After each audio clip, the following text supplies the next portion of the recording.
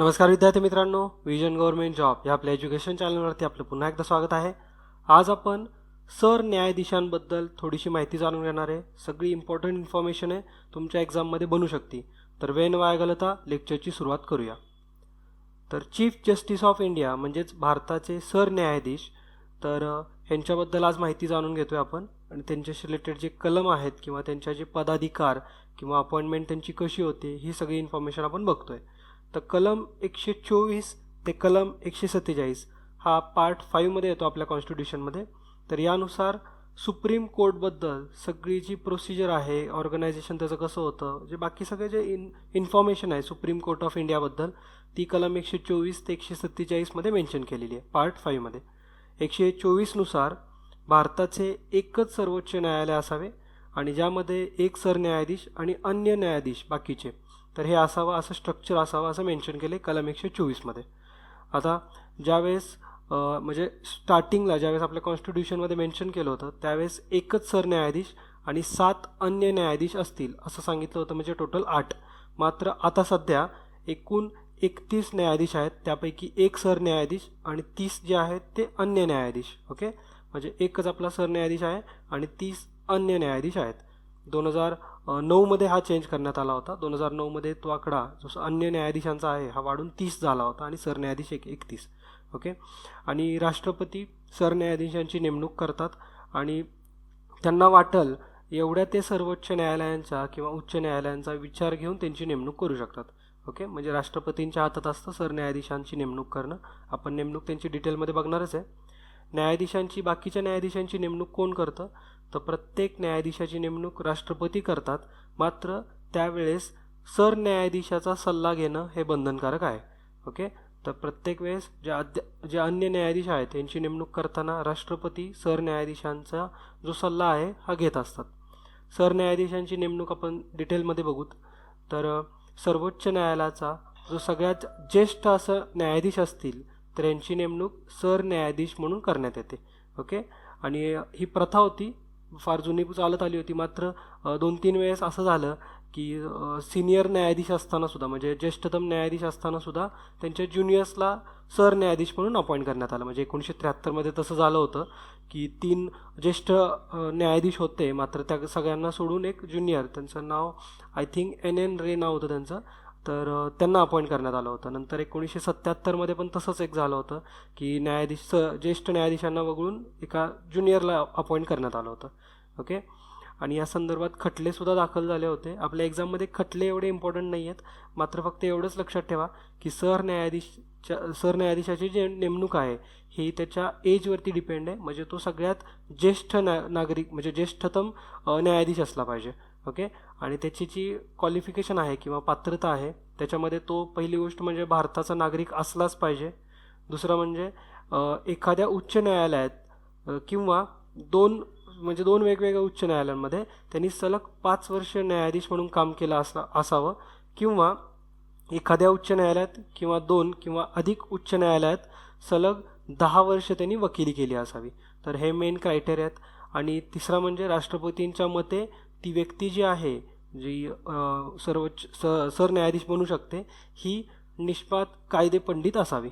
Okay, तर हे महत्त्वाचं आहे. आणि एक विशेष आहे, तुम्ही नोट डाऊन करा की सरन्यायाधीशाचं मिनिमम एज हे कुठंच मेन्शन केलेलं नाही आहे.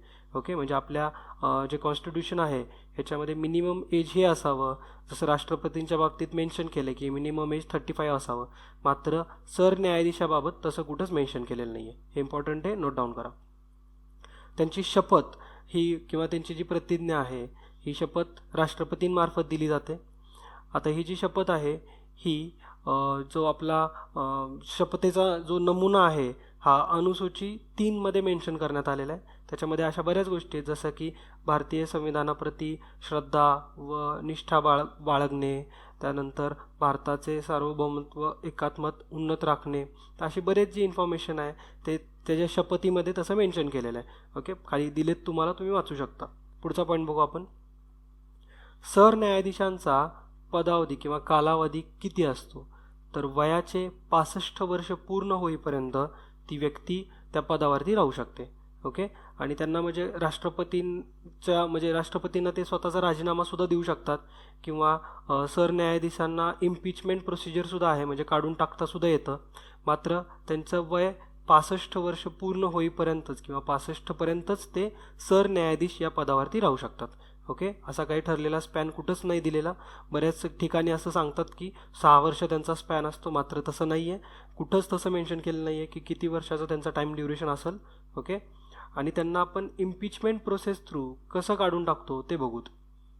तर सरन्यायाधीशांना कलम 124(4) नुसार पदावरून काढून टाकता येतं.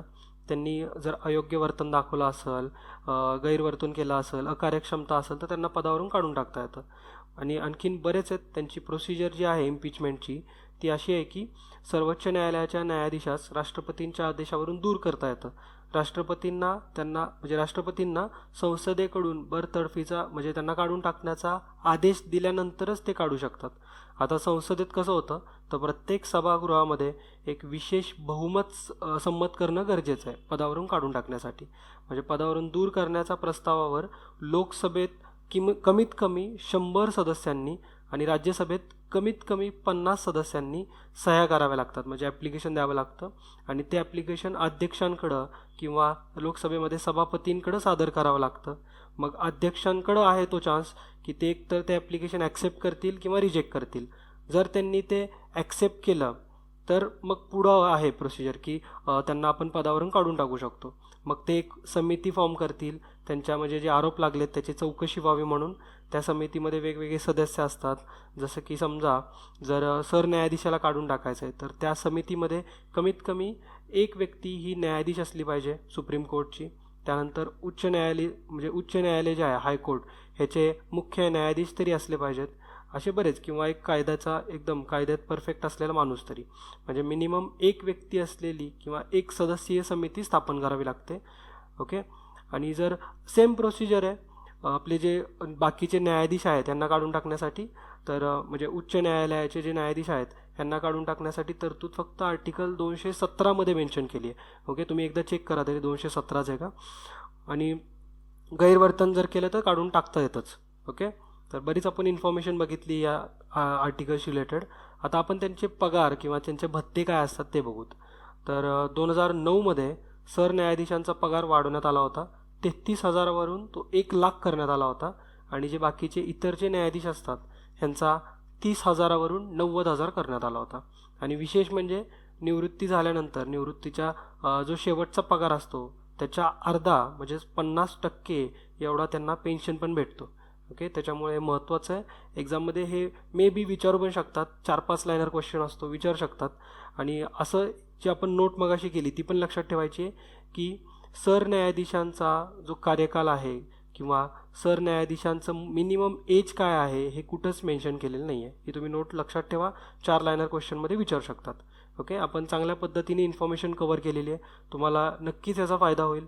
असेच आपण लेक्चर बनवू आणखीन. तर भेटूया पुढच्या लेक्चर्समध्ये. तोपर्यंत जय हिंद, जय महाराष्ट्र. धन्यवाद.